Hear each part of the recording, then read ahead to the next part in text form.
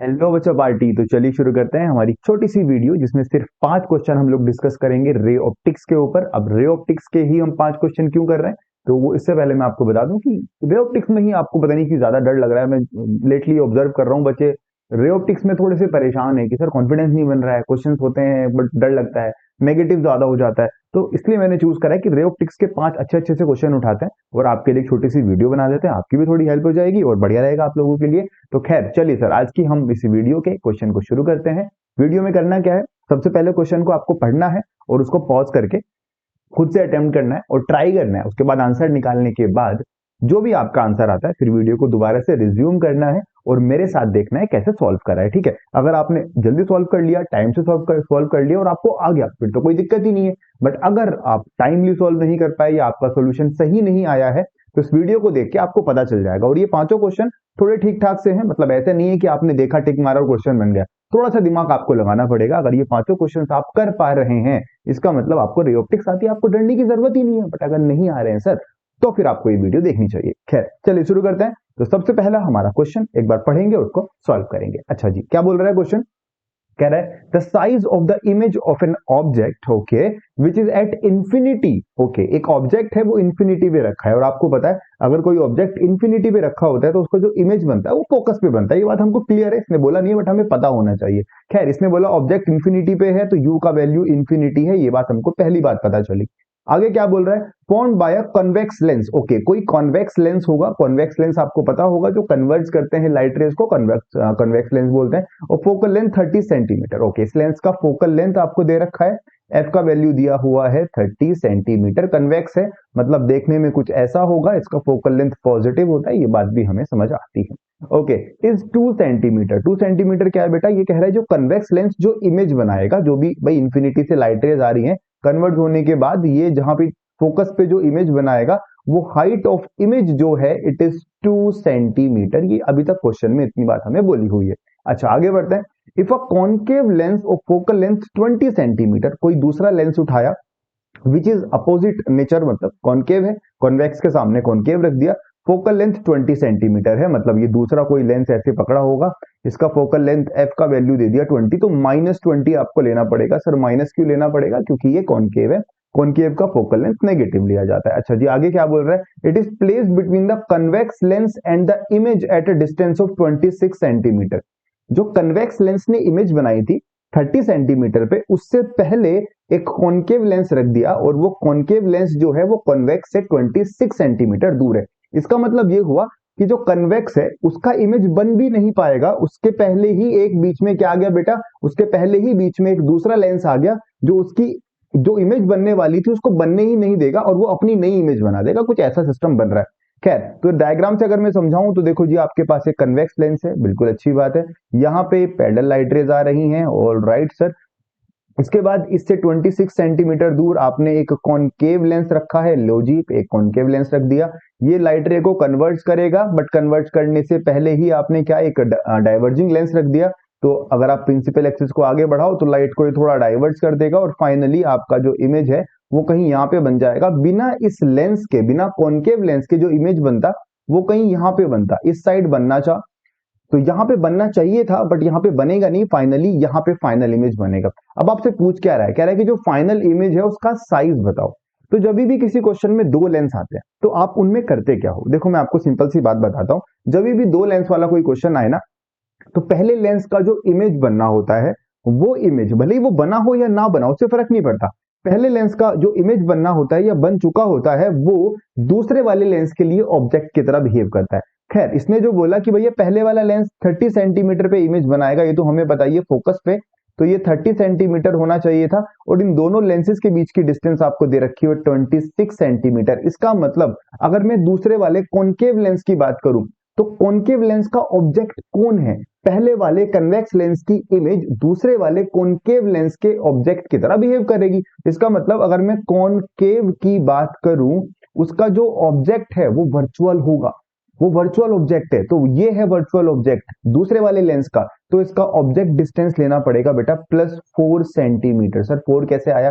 देख बेटा 30 सेंटीमीटर तो वो हो गई फोकल लेंथ हो गई, और 26 दोनों लेंस के बीच का डिस्टेंस, दोनों को माइनस कर दिया, इसका मतलब ये जो डिस्टेंस है इट इज 4 सेंटीमीटर, यही आपका ऑब्जेक्ट डिस्टेंस होगा। ज्यादातर क्वेश्चन में आपने देखा होगा यू का वैल्यू नेगेटिव होता है, बट यहाँ पे नहीं है, यहाँ पे यू का वैल्यू पॉजिटिव, क्योंकि जिस डायरेक्शन में लाइट जा रही है उसी डायरेक्शन में आपका ऑब्जेक्ट रखा है उसी तरफ। ऑल राइट, अच्छा, और फाइनल इमेज कहां पे बनेगी? मुझे नहीं पता फाइनल इमेज कहां पे बनेगी, इसने बताया तो है नहीं, इसने खाली फोकल लेंथ बताई है। कितनी है फोकल लेंथ? आपको बोला सर ये है -20 सेंटीमीटर। ऑल राइट, क्या एक आधी चीज और हमें दे रखी है? जरा ध्यान से सोचो क्या दे रखा है। हाँ, इसने बोला कि जो कन्वेक्स लेंस है उसका जो इमेज बनेगा, जो कि कॉनकेव के लिए ऑब्जेक्ट का काम कर रहा है, उसकी हाइट 2 सेंटीमीटर है। मतलब कॉन्वेक्स की तो इमेज है, बट कॉनकेव के लिए तो वो ऑब्जेक्ट हुआ ना, मतलब आपको हाइट ऑफ ऑब्जेक्ट भी दे रखा है विच इज 2 सेंटीमीटर, और आपसे हाइट ऑफ इमेज पूछा है। बस आपको सारी वैल्यूज पता चल गई, बस ये वैल्यू ही तो निकालनी थी। अगर ये वैल्यू आपको पता चल गई, सीधा आप क्या निकालेंगे? हाइट ऑफ इमेज कैलकुलेट कर लेंगे। क्या कोई फॉर्मूला हमारे पास है हाइट ऑफ इमेज कैलकुलेट करने का? हाँ भाई है तो सही, मैग्निफिकेशन के कई सारे फॉर्मूले हम लोगों को पता है। तो मैग्निफिकेशन का एक फॉर्मूला होता है बेटा m इज इक्वल टू होता है f upon f plus u, और मैग्निफिकेशन होता है बेटा height of image divided by height of object. ये वाला फॉर्मूला अगर आपको याद नहीं है तो मैं कहूंगा याद कर लो, ये लेंस के लिए यूज होता है। अगर इसी फॉर्मूले को मिरर के लिए यूज करना होता तो प्लस की जगह माइनस यूज करना पड़ता। खैर, अब आप क्या करेंगे? आप हाइट ऑफ इमेज निकालना चाहते हैं, हाइट ऑफ ऑब्जेक्ट का वैल्यू पुट कर लीजिए, तो आपने कर लेना है। यहाँ पे height of image equal to आ जाएगी height of object into focal length divided by focal length plus u. सबका आप वैल्यू साइन के साथ पुट करेंगे तो आपका जो आंसर आएगा निकल के वो आएगा 2.5 centimetre, which is option number B. खैर, तो आई थिंक आप लोगों को समझ में आ गया होगा कि हमने क्या कहानी यहाँ पे आपको बताई है। पहले लेंस का इमेज दूसरे वाले लेंस के लिए ऑब्जेक्ट की तरह बिहेव करता है, तो अगर पहले वाले लेंस का इमेज बना भी नहीं है तो जहां पे बनता वो वाला पॉइंट दूसरे लेंस के लिए ऑब्जेक्ट की तरह काम करेगा, विच इज वर्चुअल ऑब्जेक्ट। और वर्चुअल ऑब्जेक्ट का यू आपने पॉजिटिव लिया क्योंकि राइट डायरेक्शन में था, यू पता चल गया, एफ पता चल गया, हाइट ऑफ ऑब्जेक्ट आपको पता ही है क्योंकि पहले लेंस का इमेज दूसरे वाले लेंस के लिए ऑब्जेक्ट की तरह बिहेव करेगा, और उसको जल्दी से सॉल्व कर लेना है। तो सेकंड ऑप्शन आपका सही है। अच्छा क्वेश्चन है, इसको एक बार ध्यान से जरूर करिएगा, गलती होने की बहुत सारी संभावनाएं बन रही हैं सर यहाँ पे। खैर चलिए सर अगले क्वेश्चन की तरफ बढ़ते हैं। ये है हमारा क्वेश्चन नंबर 2। ये हमसे क्या बोल रहा है? ये कह रहा है कि एक ऑब्जर्वर है और एक ऑब्जेक्ट है यहाँ पे, और ये इसकी इमेज देखना चाहता है। नीचे एक मिरर रखा हुआ है, बट ऑब्जेक्ट और मिरर के बीच में यहाँ पे है सर जी एक मीडियम। उस मीडियम के अंदर होते हुए लाइट रे जाएगी और फाइनल इमेज जो दिखेगी वो कहाँ पे दिखेगी? तो ये केस है कुछ अगर आपको याद आ रहा हो कि पानी के बाहर से अगर आप पानी के अंदर की चीजों को ऑब्जर्व करते हो, है ना, किसी भी मीडियम के अंदर कोई चीज ऑब्जर्व करते हो तो रिफ्लेक्शन की वजह से वो थोड़ा ऊपर की तरफ नजर आता है। तो यहाँ पे अगर ये ऑब्जर्वर अपने इस ऑब्जेक्ट की इमेज को ऑब्जर्व करेगा तो सबसे पहले ऑब्जेक्ट को तो भूल जाओ, ये सोचो कि ये जो मिरर है ये एक्चुअल में इसको इतनी नीचे ही नजर आएगा या मिरर थोड़ा सा ऊपर आ जाएगा। तो दिमाग में क्वेश्चन आता है, हाँ भाई इस मीडियम की वजह से थोड़ा बहुत ये मिरर जो नीचे था वो ऊपर नजर आएगा। वो कितना ऊपर नजर आएगा? मतलब इसकी एपरेंट हाइट कितनी है, एपरेंट डेप्थ कितनी है और रियल डेप्थ कितनी है। तो अगर मैं आपसे बोलूं कि इसकी रियल डेप्थ कितनी है, इसकी मोटाई कितनी है, आपने कहा डी, बट कितना नजर आएगा वो कैसे पता चलेगा? एक फॉर्मूला होता है बेटा, वो होता है real depth divided by apparent depth. क्या आपको याद है?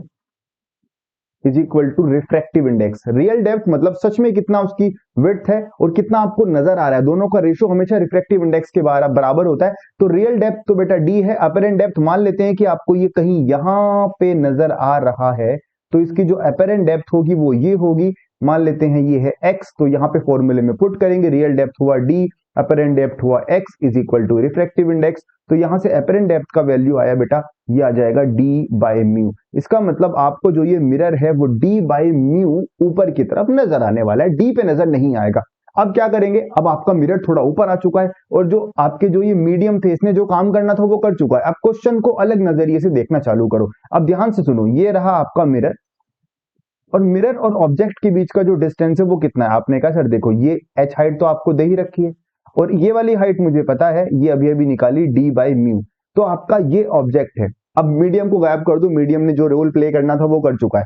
तो अब मिरर और ऑब्जेक्ट के बीच का टोटल डिस्टेंस है h plus D by mu. तो इमेज कहां बनेगा, जितना ऊपर ऑब्जेक्ट होता है प्लेन मिरर से उतना ही नीचे आपका इमेज बनता है, तो आपका जो इमेज बनेगा वो उतना ही नीचे बन जाएगा। कहीं यहां पे आपका फाइनल इमेज दिखेगा आपको कितना, h plus D by mu depth से आपका ये आपका इमेज दिखेगा। बट इस क्वेश्चन में आपसे ये नहीं पूछा कि ऑब्जेक्ट और इमेज के बीच का कितना डिस्टेंस होगा, इस क्वेश्चन में पूछा distance of the image from the front face.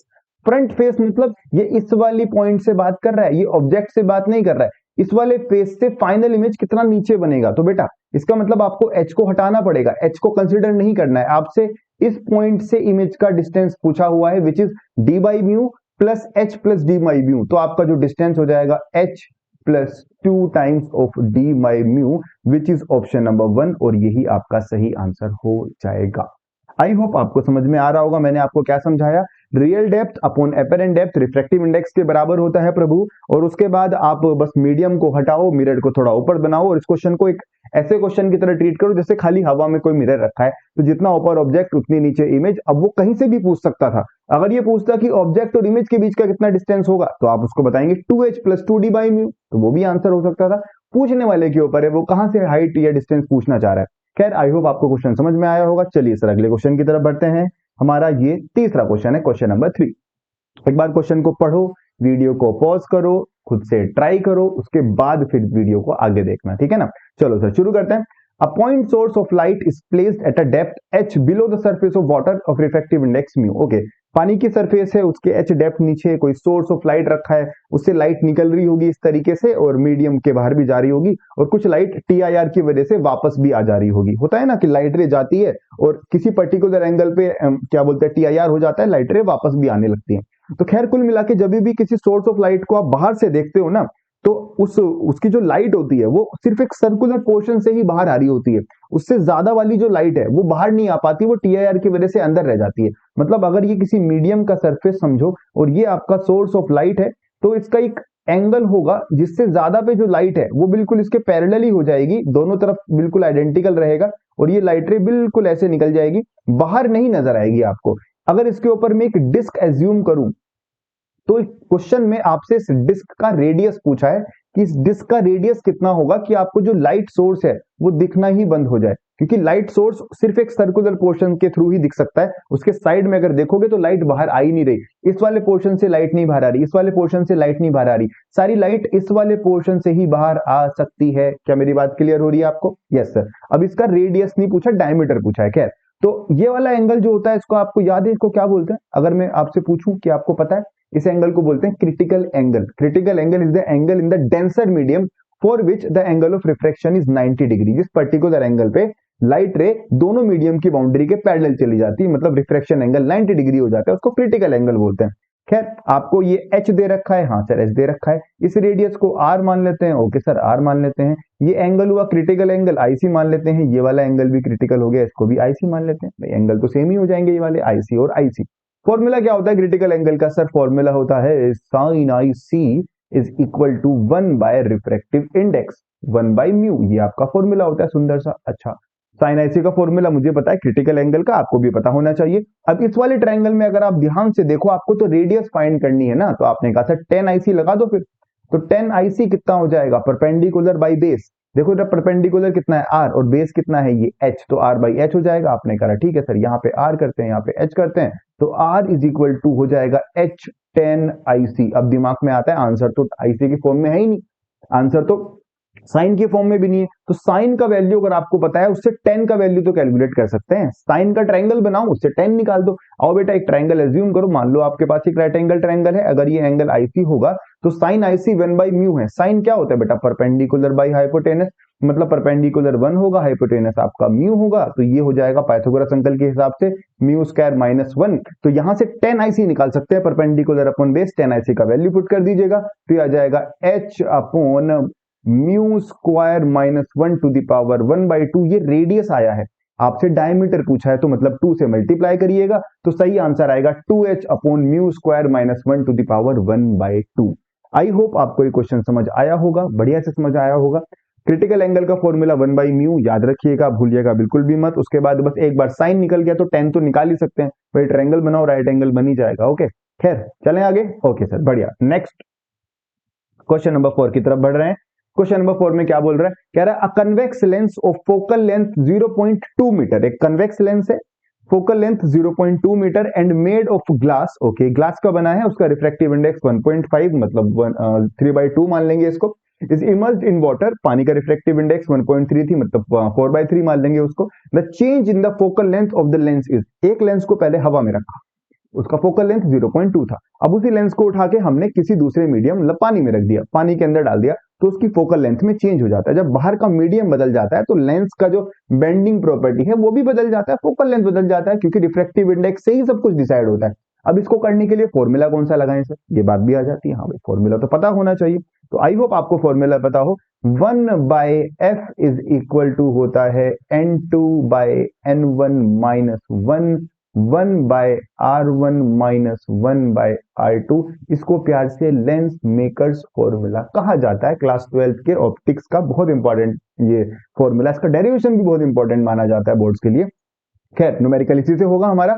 R1 R2 क्या है सर, देखो कन्वेक्स लेंस हमारे पास है, तो इसका जो रेडियस ऑफ कर्वेचर है उसको R1 कह रहे हैं, विच इज R, इसको प्लस R लेना पड़ेगा। और इसका जो रेडियस ऑफ कर्वेचर है, अगर आप सर्कल कंप्लीट करोगे तो लेफ्ट की तरफ सर्कल बनेगा, तो इसका रेडियस ऑफ कर्वेचर इसको R2 कह रहे हैं, वो माइनस R बनेगा। तो R1 का वैल्यू प्लस R और I2 का वैल्यू माइनस R पुट कर देंगे।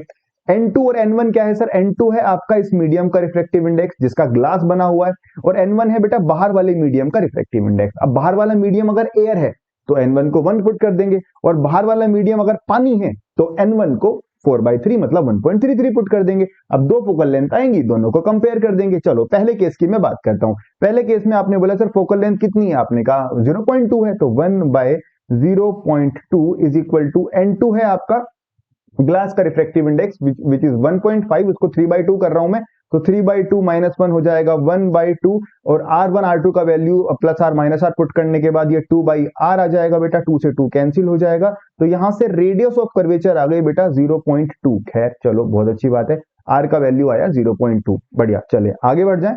ये रेडियस ऑफ कर्वेचर, इसको फोकल लेंथ भी कह सकते हो, उसमें कोई दिक्कत की बात नहीं है। खैर आगे चलते हैं। अब मैं दूसरे केस की बात करूंगा। दूसरे केस को मैं बना नहीं रहा हूं, डायरेक्ट वैल्यू पुट कर रहा हूं। N2 का वैल्यू वही रहेगा जो ग्लास का होता है, और N1 का वैल्यू हो जाएगा बेटा जो वाटर का रिफ्रैक्टिव इंडेक्स है विच इज 4/3। तो जब आप सॉल्व करेंगे 1/f dash will be, N2 का वैल्यू आपने कहा है 3/2 और N1 का वैल्यू आपने कहा है 4/3, तो ऊपर चला जाएगा -1, और यहां पे सॉल्व करके वापस से 2/r ही आने वाला है। इसको सॉल्व करेंगे तो 1/f डैश निकल के आएगा, ये हो जाएगा आपका 9/8, तो -1 करेंगे 1/8 कटेगा, तो ये 1/4r आ जाएगा, मतलब f डैश का वैल्यू आया 4r। तो 4 टाइम्स ऑफ r करेंगे बेटा, r का वैल्यू 0.2 दे रखा है, तो f डैश का वैल्यू आएगा 0.8 मीटर। अब आपसे पूछा कि फोकल लेंथ में चेंज कितना हो जाएगा, तो पहले 0.2 था, बाद में 0.8 हुआ, तो बेटा चेंज इन फोकल लेंथ कितना हुआ, डेल्टा f, आपने कहा 0.6 मीटर इज द आंसर। अब ये जो फोकल लेंथ में चेंज आया वो एग्जैक्ट नहीं मैच कर रहा है, असल में 1.33 को मैंने लगभग 4/3 माना है, तो उससे थोड़ा बहुत फर्क आ गया, but 0.58 is very approximate to 0.6, तो आपका जो आंसर है 0.58 metre is the correct answer. तो लेंस मेकर्स फॉर्मूला आपको अप्लाई करना आना चाहिए। अगर ये कॉन्वेक्स की जगह कॉनकेव होता, ध्यान से सुनना, कॉन्वेक्स की जगह अगर ये कॉनकेव होता तो क्या करते, R1 को -R लेना पड़ता और R2 को +R लेना पड़ता। समझ पा रहे हो, नहीं समझ पा रहे तो ध्यान से दोबारा सुनो और समझो इस बात को। खैर चल रहे हैं आगे। ये हमारा आज की क्लास का आखिरी क्वेश्चन है, और सारे क्वेश्चन को देख के आपको समझ में आ रहा होगा कि ये अच्छे क्वेश्चंस हैं। अगर इनको आप समझ के कर पा रहे हैं या खुद से कर पा रहे हैं, मतलब ऑप्टिक्स बेटा आती है तुम्हें, फिर तो घबराने वाली कोई बात नहीं है, नीट के सारे क्वेश्चन बन जाएंगे ऑप्टिक्स में जो भी है। खैर चलिए जो क्वेश्चन पढ़ते हैं, कह रहा है in the given figure the radius of curvature of the surface from both the plano convex, एक है प्लेनो कॉन्वेक्स, एक है प्लेनो कॉनकेव, तो इसका फोकल लेंथ पक्का पॉजिटिव आएगा, इसका फोकल लेंथ पक्का नेगेटिव आएगा, दोनों सेम मटेरियल के बने जिसका रिफ्रैक्टिव इंडेक्स है 1.5।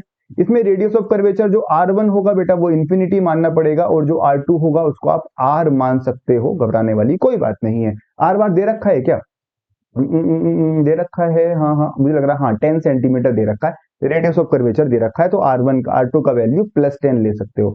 तब आप जब कैलकुलेट करोगे पहले इन दोनों की फोकल लेंथ कैलकुलेट करो, तभी क्वेश्चन को आगे समझ पाओगे। ये कह रहा है कि location of the final image, अब पहला ऑब्जेक्ट, पहले वाला जो लेंस है वो इमेज बनाएगा, उसकी इमेज दूसरे वाले लेंस के लिए ऑब्जेक्ट की तरह काम करेगी, और फिर उसको ऑब्जेक्ट मान के तब आप फाइनल इमेज के बारे में कोई बात कर सकते हो। तो सबसे पहले फोकल लेंथ तो बतानी ही पड़ेगी ना सर। तो फॉर्मूला तो अभी अभी पढ़ के आए, 1/f is equal to n/1 - 1, वही 1.5 रिफ्रैक्टिव इंडेक्स है, तो 3/2 - 1 करेंगे तो 1/2 आ जाएगा यहाँ, और 1/r1 करोगे तो 1/∞ हटा दो 0 हो जाएगा। तो यहाँ पे सॉल्व करने पे आएगा बेटा 1/10, तो आपका जो फोकल लेंथ निकल के आएगा वो आएगा +20 सेंटीमीटर। किसका फोकल लेंथ है प्रभु?